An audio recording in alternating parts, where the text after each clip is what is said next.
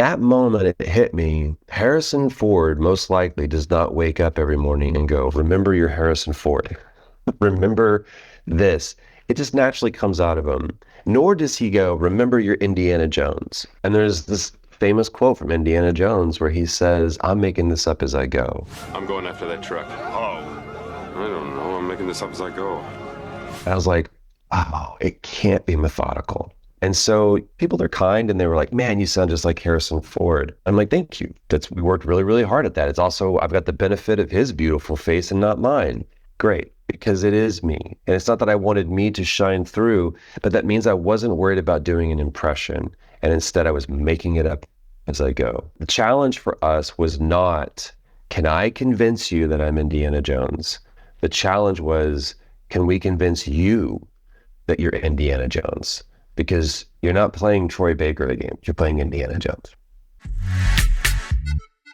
Troy, we're so grateful for your time. Yeah, you know, we actually spoke a couple years ago for The Last of Us episode 8 for the HBO series. You spoke to Shay and I, and now we get to have you to talk about Indiana Jones, which is just absolutely crazy. Dude, try being on this side of it. You know what I mean? It's banana sandwiches. So I'm happy. It's one of my favorite things to talk about. So fire away. Thank you. You know, we had, I hope you brought an umbrella because we're going to shower you with some praise right now. Bring it. You know, the Great Circle, will tell you right now, I think this is the Indiana Jones game story experience that I think we've been waiting our whole lives for. And I think, Troy, you just pull off just pure magic with your performance in this. So we just need to get that out of the way, let you know that you did amazing work in this. A friend of mine a long time ago told me that modesty is the epitome of arrogance. And it took me a long time to understand what he was trying to tell me, which is sometimes just saying thank you is really what you need to do.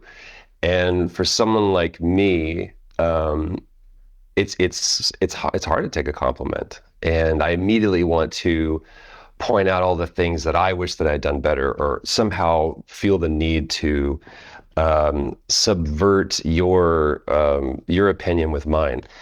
And this has been one of those beautiful experiences where it's a glowing reminder of how many people are required to make something this good. I think there's a lot of music is one of them, where it's easy. You could take someone like, Nick Drake or Bon Iver, and they can, sequester themselves out in either an apartment in New York or up in the forest of Oregon and drag a 4-track recorder and make a Grammy-winning record. That's possible. And there's people that can take a film and have this, total solipsistic auteurship and craft something by themselves. That's just not games. Lucas Pope notwithstanding. He's a person who can make Papers, Please all by himself, and it's amazing. For me, what I got to witness with Machine Games and Bethesda is how many cogs are in that wheel of that machine and how all of them must be constantly flowing together in order for us to make something that was so dangerously balancing on the precipice of expectation.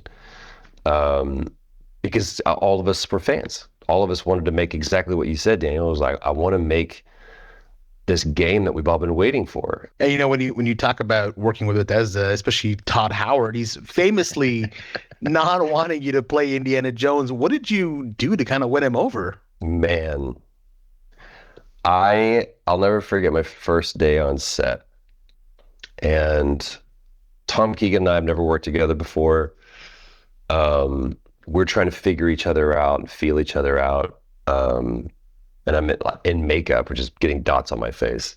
And he comes over to me, and he's like, I want you to try this. And I'm like, that feels weird. I don't think I want to do that. And he's like, oh, let's try it, see if it's useful to you. If it's not, just throw it away. I was like, I'm gonna throw it away because it immediately feels like, hey, balance on stilts over this lava that we're about to, traverse. And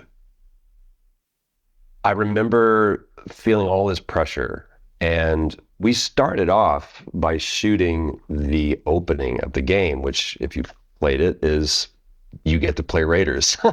We did a shot-for-shot, frame-for-frame remake of the opening of Raiders, and then we tied that in with gameplay. So in the film as you're watching, them lift up the tree branch and then the guys go underneath. It's like we got to do that in game, and so you get to explore Forrestal's camp, and it's such a cool thing, especially for fans. And what a great way to start off. But we're literally having to match what they did in 1981.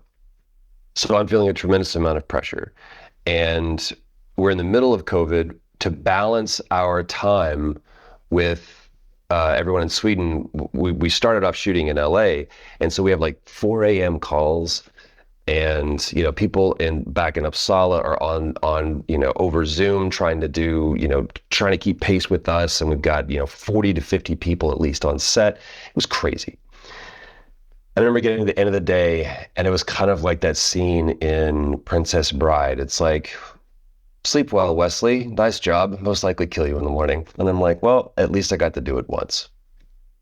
And I show up the next morning, and I get an email from Todd, an email at this point, because we're not friends enough to be able to text each other. And he goes, hey man, I was watching yesterday, and you're killing it.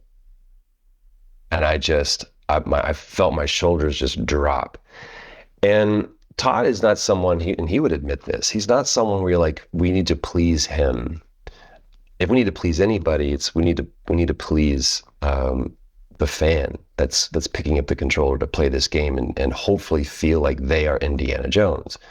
We don't even need to please, Steven Spielberg or George Lucas. We need to make sure that we're in line with what they envisioned for this. But ultimately, it was like, hey, relax. You're doing a good job. So I would say that was the turning point, is that second day on set of getting that message from Todd going, good job. As a fan, Troy, I'd just love to know, like, what was your memory of, once the game is complete, what is that memory of you playing that game for the first time, and how did you feel when you hit the credits? Like, I know you're part of that process from beginning to end, but how does it feel when you're actually playing that final version? In my mind, it's one thing, right? And it's so funny because I used to always watch playback, and then finally, with Neil, he was like, hey, I need you to stop watching playback because it's not the actor's role to observe, it's the actor's role to be observed. And I would have a tendency to self-direct myself. And he was like, you need to trust me. And so from that moment forward, I really broke myself of that habit, and I don't watch playback. It was really helpful because in my mind, I look like Indiana Jones, and I'm thinking about what the character looks like moving around in that world, not what I look like in a mocap suit walking around the mocap stage. And my hair over the course of 3 years varied wildly. And so at one point, my hair would be sticking out of my helmet. And I think I've got this swagger. And then I realized Alessandra is looking at this goofy face with that goofy hair. She's a far better actor than me because she never broke. So I don't like to watch myself. So whenever I get to experience the game for the first time, I'm really kind of doing it in the same way that any other fan would. Because it's like, okay, what does this actually look? Oh my God, that's what, when we're in the Vatican, obviously, what the Vatican looks like, but how we did the Vatican and what this specific secret chamber that is part of our fiction is completely different. And it's something that I really enjoy about games. It can be frustrating during the process because you get met with, we don't know yet a lot. But then when you finally get to see what it is, it's really remarkable. But this was a truly unique one because I pre-ordered the game, and typically publishers are kind enough to be like, hey, here's a code. I'm like, I'm good. I want to buy it. You know what I mean? Like I want to have that physical copy, and so I load it up, and I get everything downloaded and ready, and I have we converted one of the bays in our garage to like my space. And it's all like, I've got a Golden Tee machine in there. I've got a Mortal Kombat 2 machine, and this is where I go and game. And my son comes out there with me, and he was like, is it ready? I'm like, you're absolutely right, it's ready. So this was the first game that I got to sit and play with my son. And it was such a cool thing to look at him. He's 7 now, but he was 6. And he was like, can I try? And I went, absolutely, bro. Here. And so I think this project continues to be special for many reasons, and that's just one of them. This is the first game that I was in that I got to play with my son. What a start. I mean, that's just like, Yeah.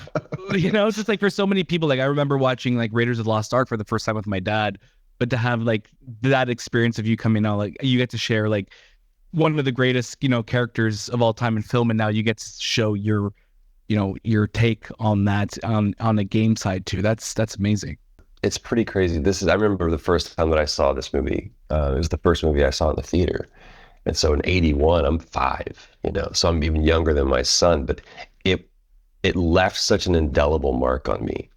And I watched, after Last Crusade came out, there was, Young Indiana Jones Chronicles that came out. It was like, what does this look like if we were to imagine him? Now we have this far more mythical character, more than just like 3 movies in a franchise. It's like we realize there's comic books and video games, and there's all this derivative content, because I think Harrison Ford caught what's so unique about Indiana Jones, and that he doesn't wear a cape, he barely uses a gun, he's really, really smart, and he's driven by this spirit of adventure. Like it's an obsession.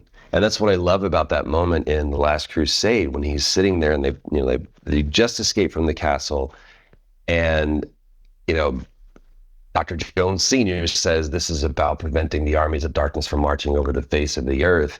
And Indy smacks back and goes, "This is an obsession, Dad. I never understood it, and neither did Mom." And for me, the truth was, that's a lie. He always understood. He understood it. We saw this kid, and as a Boy Scout, you leave, and he couldn't help but rescue this relic from, in his mind, the evil clutches of of a thief. And then I love how much we see that that's who he ends up becoming. Is someone who wants to protect and preserve. So it's such a great character, man. You're right. And I never in a million years, I don't know, you probably heard the story, I turned the role down at first. Like the opportunity to audition for, I should say, was not offered to me. I had to fight for it. But when Tom Keegan came to me, he goes, "I like you for this role." And I was like, "Do they want Harrison Ford?" And he goes, "We want 1981 Harrison Ford, right after Raiders." And I'm like, "I'm going to give you 2 names. Call one of these 2 people and they will get you sorted." They do a bang on Harrison Ford. And Tom Keegan goes, "Thank you for that. I've been doing this for a long time, and I like you for this role. I know who those people are. I want to hear you. There's something that I think that you have that you can bring to this that most other people can't." And at that time, they had really, it's not like, clearly I was top of their list. I was not. I was bottom. I had to fight through hundreds of other people that fought this. It has nothing to do with those people being bad. I know people that auditioned for this, and they would have crushed this. They would have cared about it. But for whatever reason, there was something about me. And I look at that as going, I'm not lucky. I'm fortunate. But this isn't luck. It's skill and it's trust. It's me going, I'm gonna use every bit of experience that I have to bring this as far as I can, and then I am counting on your skill, your expertise, your wisdom, and your trust to close the gap. Because there eventually will be a disparity between what I can do and what you need to happen. And that's what I love about making a game, is that's the relationship. It's not, okay, actor, do everything. I can't. I can do what I do, and then I'm counting on you and trusting on you to fill in the gap. You had to rewatch the movies. You love the films, Raiders being one of those first theater experiences for you. But were there any other Harrison Ford films that you were kind of watching to really get in tone with the character or get in tone with Harrison? I think that maybe somebody else would have prepared in a different way. Let me tell you how incompetent I am. And I had moments like this on The Last of Us too, to where it's like, okay, I'm not an academic actor. I didn't train professionally. I didn't go to school for this. My knowledge is quickly. I meet the horizon of my wisdom very quickly. I'm all experiential. It's on the job training. People have been kind enough to give me opportunities and gracious enough to forgive my mistakes. That's why I'm at where I'm at. But I ask pesky questions, and I'm not afraid of looking like an idiot. So that's probably my two strongest skill set. But I knew that I was like, hey, Carl Urban is a friend of mine, and we did a movie together, and he had a process where he and Steve Zahn kind of prepared differently. And he didn't want to do Tommy Lee Jones for this movie that he was adopting. And so he really went to the source material. And what he did was he read Larry McMurtry's books on Lonesome Dove, and he really dove into who Woodrow Call was as a person. Steve Zahn, on the other hand, was like, I'm going to get to play Robert Duvall. I'm going to do a young Robert Duvall. And so he really brought his own thing to it, which inherently he would, but he was really looking at the mannerisms, going back and watching Duvall specifically in that movie as Gus.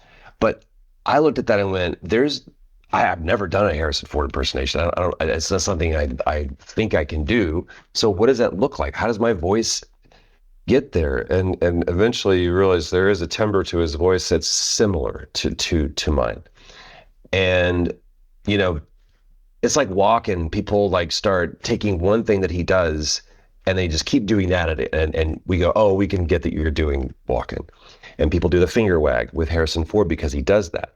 But what I love is that Harrison Ford has a tendency, the idea comes to him first and it demonstrates itself physically, and he restrains what wants to naturally come out, which is the word. That's what it is. I mean, it's something that builds within him and then finally comes out. But So I dove in and I was watching Raiders in the morning. I was listening to John Williams on my way to work and as I got ready. And then I would watch Temple of Doom for lunch. And then I would listen to John Williams on my walk or drive back from set. And then I would fall asleep watching Last Crusade, rinse and repeat. And I went crazy. I was sequestering myself from the rest of the cast.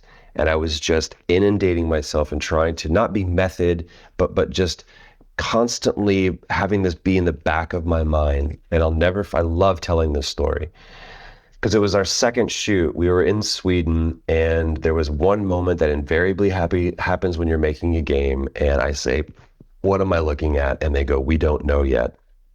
And I go, this should have been figured out before now, which is just not helpful. Anytime, do I get to admit? Look at me. Anytime that you say the word should, it's bad. So I feel the entire energy from the stage drop off. And everyone's just kind of looking down. And Tom goes, well, that wasn't helpful. And I go home or walk back to the hotel, and I walk into the lobby, and right there is the lobby bar, and there's Tony Todd, who played Locust, and he's sitting at the bar as if he's waiting for me. Just there was none cooler than him. And he looks at me, he smiles, and I walk up to him, and he goes, T, let me buy you a drink. So I set my backpack down, and it's like at 6:30, I think, at night. At 2-3 a.m. We have drunk all of it. I've taken over the hotel bar piano, and I spent the next 2 days nursing a hangover. And I woke up Monday morning, and instead of turning on Raiders, I turned on poker. I went back to the 2003 World Series of Poker. And I was like, I'm going to do something different. And I walked to work, and I'm expecting Tom Keegan to kind of give me a talking to, like, hey, you can't do what you did last week. And he comes up to me, puts his arms on my shoulders, and he goes, just trust it'll be there. In that moment, it hit me. Harrison Ford most likely does not wake up every morning and go, remember your Harrison Ford. Remember this. It just naturally comes out of him. Nor does he go, remember your Indiana Jones. And there's this famous quote from Indiana Jones where he says, I'm making this up as I go. And I was like, oh, it can't be methodical. And so people are kind and they were like, man, you sound just like Harrison Ford. I'm like, thank you. We worked really, really hard at that. It's also, I've got the benefit of his beautiful face and not mine. But it's the moments where people go, there's times when I can hear you. I'm like, great, because it is me. And it's not that I wanted me to shine through, but that means I wasn't worried about doing an impression. And instead I was making it up as I go. And what you got to see was Indiana Jones. And the challenge for us was not, can I convince you that I'm Indiana Jones? The challenge was, can we convince you that you're Indiana Jones? Because you're not playing Troy Baker again. You're playing Indiana Jones. Right. I think there's a beauty to what you just said there, because yeah, you're right. Like when I'm playing the game, I do hear Harrison Ford, but I also hear you, and it's amazing because you're right. It doesn't come off as like an impression. It just comes off like you're really putting Harrison Ford in the limelight, in the spotlight here. But I was really hoping that, maybe at home at some point you're probably saying to yourself like, "Get off my plane!" Like that's the thing. What we were really hoping for. That would be, of all the movies that my wife, that movie lives rent free in her head, and more than get off my plane is I'll do it. That's the quote that we do all the time. Or how dare we? Kravasic is also a word that we say a lot in my house. Yeah. Kravasic. That's kind of, I heard my wife chuckle from the other room just now. But I think that's on brand, I think, for Indy, right? I mean, like you even look at like The Last Crusade and, him having to cross that passage. It's like, it's belief. You just have to believe that you can do this. So I think that's all of these are, it's all part of it. That's the tattoo that I got from Indy. I swear from The Last of Us. Ashley has okay, which is super cute. Mm-hmm. But I got that exact thing, the leap from the lion's head, right here on my arm, because on my weak arm, I'm right-handed. Because you're exactly right. It's at one point we just have to go. I love the way he just takes a breath, clutches it, and then there's this moment of decision, and he steps. And I mean, every time that gets me, every time. I'm like, man, here's a person who overtly is not a person of faith. He calls it superstition. And that's what allows him to go into these, how can you go into that place? Like, because I don't believe in it. The curse, I don't believe in that. But here's a moment where the one thing that is required of him is faith, and he operates in it. David Milch had this great quote where he said, and actors will either operate out of fear or faith. And our job as the creative is to create an environment that allows them to circumnavigate that fear and operate in that place of faith. And that's when I do my best work, is when I'm skirting around the fear of expectation, or the fear of failure, or the fear of will I win an award, or what's our Metacritic. And I operate in the place of faith of going, this is going to be great. And this moment is great. And I get to be here in this moment right now. Your mannerisms and affectation, when I saw, Indiana Jones on screen, I'm like, I know that's Troy, but like he's doing Harrison Ford, but it's also your unique look to it. And you've done many, performances, but I think this is the one performance where I was so totally engrossed into this video game. I'm like, I love Indiana Jones, but it's been so long for me to like say like I love the last film, and this video game made me love Indiana Jones again. I think that's a big takeaway for me. It's like I fucking love this character, and it just brought back these memories. And your performance is just, it's so good. Look, man, I will never disparage anything that is associated with this character. I played Fate of Atlantis, and I could sit there. I remember a friend of mine, a musician, Jamie Cullum, um, was before the game came out. He was like, "I'm so chuffed for this game, dude, for Great Circle." And he was like, "I played Fate of Atlantis like crazy." I was like, "Have you played it recently?" He was like, "No, why?" And I was like, I better not tread carefully, or I better tread carefully on this because I could be messing with someone's nostalgia. And I'm like, it's one of those things where there's nothing wrong with going back and looking at something through the lens of wistful youth and it's the just like I talked about with playing with my son. It's like that isn't necessarily, it gives context to the game. It's not going to elevate it, but it does give context. And I think most people, no, actually, I'm going to check that. What I love about this game is that you have two groups of people that go, oh my God, this reminds me of, watching the movies or growing up with this or seeing it for the first time with my dad, or it's made me fall back in love with this character or this story. And then other people go, I don't know who this is. I'm going to dive in. And we really had a big challenge of making sure that we could onboard people to who this character and who this world is. It's a weird bar because you don't want to set it too low to where the people who are familiar are going, yeah, we know. But also you don't want to make that barrier of entry too high where people just bounce off of it. So it's a real unique challenge, and I gotta hand it to that comes down to everybody in machine games, making sure that they are, well, no. We need to make sure that this is what we have to do, and kind of going by this canon that has been created over decades with this character. And then ultimately, I love how Todd did this. He was like, how does it play? Standing up an engine. That is the test. How does it play? And without telling tales out of school, as we were getting closer and closer to the game, I was checking in with Todd. I was like, how are you feeling? He goes, the whip doesn't feel right yet.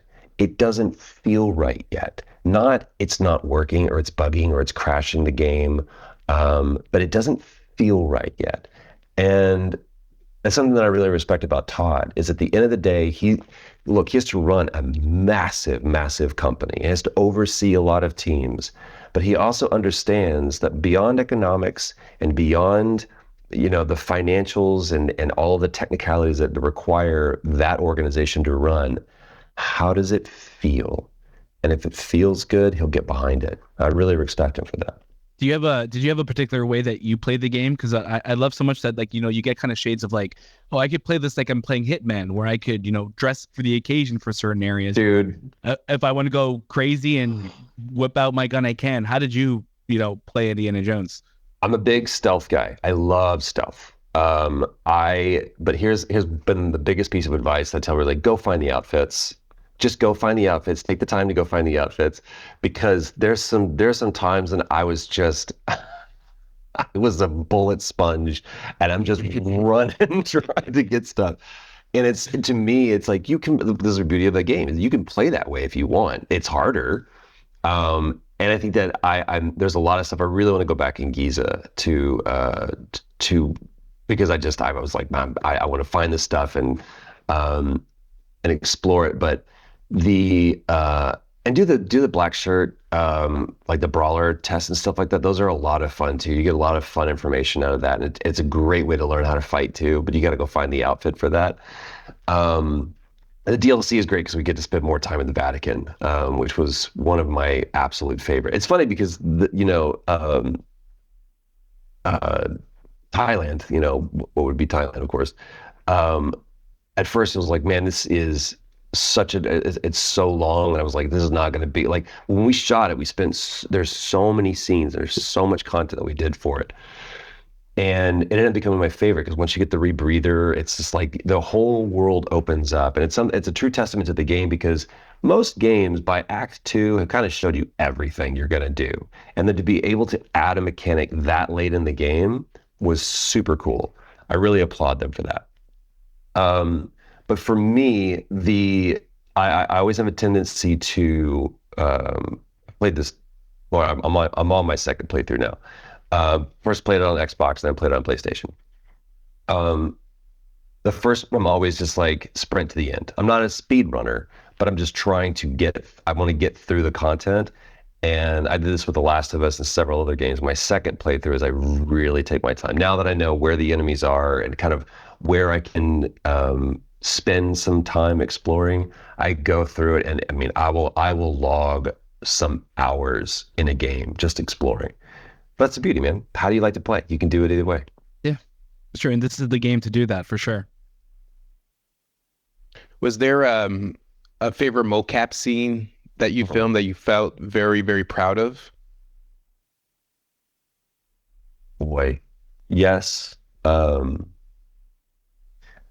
have two words tattooed right here. It's fancy dinners. And when they first pitched the game to me,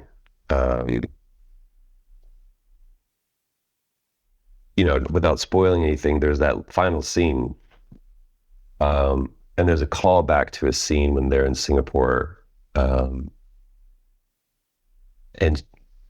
sorry, right after Singapore, and Gina asks Indy what happened.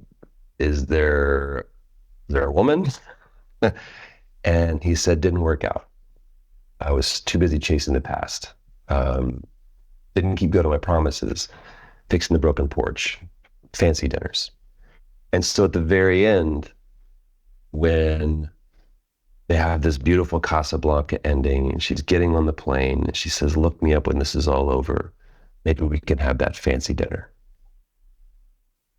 And Indy goes, I'd like that. And he puts on the hat and he walks off into the sunset. And I was like crushed because we realize it's never going to happen. We have the benefit of Last Crusade and everything that's followed subsequently. We know he's not going to. And the fact that he says, I'd like that. It's what I'd want. But again, this is an obsession. And the process of making games is iterate, iterate, iterate. You don't just write the script and go and shoot it. It's like, well, where does this fit in? We are not sure where this level is going to play. And so that scene, that conversation moved a lot. And at times it was, hey, we feel like fancy dinners could play here. And I was like, absolutely not. And I've never really fought for a scene, much less 2 words, harder in my entire career. And there were times when it was contentious, but ultimately I was like, this is a hill that I will die on. This is where, and I don't plant flags a lot, but this was one. I was like, I'm planting my flag. And to me, it became such a great scene. And Alessandra and I, we shot the hell out of it. We shot it so many different ways. And she's a beautiful actor. Like she'd never done this before. She completely embraced the process. She had fun. She was constantly dancing. It was just, she's great. So being able to find that moment and be true to what I feel is at the heart of the character, which is, I already have a mistress and her name is Adventure. That's a beautiful answer. It's funny you say it because when I played that scene, I recently played that scene. I'm like, maybe Gina will have this life together, and I'm like, you want it. It's not gonna happen. Even though that's the goal. It's not shoving it down your throat or anything else. It's just it was Tom had a very light touch in his direction. He was like, you guys know what to do with this. And we just spent time on it, both on the balcony scene and on the airport scene. But it's beautiful. And even if you play the game, go back and watch that again, and it's just like, man, we did good. We did good. When you look at these characters too, in this that you're surrounding yourself by, like how much they feel like these would be characters in the world of Indiana Jones. Like, Gina, like we were saying with Alessandra, is amazing, but also just Voss. Like Voss has this like. Can we talk about Marios for a second? Oh my God, incredible as Voss throughout this game. Marios is one of those actors where he's dangerous. Like he would have literally bled for this role. He's one of the most fierce, talented, committed actors I've ever worked with, and also one of the most kind and gracious. He's so weird because I mean he's Greek and German, but he has absolutely no accent. But then you hear him speak German, and it's like, whoa, and it's not fake. Like he lives in Berlin. Like he is German. He's like, hey man, what's going on? I'm like, wait a minute, what are you? And he's devastatingly handsome. And he really wanted to create a character that here's the best testament, man. That final boss battle with him, it's our final shoot, one of our last days of filming, and I get to Stockholm on Saturday, I think, and on Sunday we're all looking around. It's like, where's Marios? And everyone gets real quiet. Like, what happened? It's like, Mario's got COVID and he can't fly out. And we're crushed. Like, this is his big scene. Nicholas was his stunt double, and they had been working together so long, the two of them were this symbiote. And Marios, we zoom him in to set, pipe in his audio into set, and he and Nicholas are going back and forth going, this is what I'm feeling. And Nicholas, for that big grandstanding thing, is standing in for Marios as Marios is speaking through him. And it's incredible. But Marios is that good that he can have that captivating of a performance over Zoom. He's insane. He's insane. Jeez. At least it wasn't over Teams. That's what matters the most. Way to bring it home, Shay.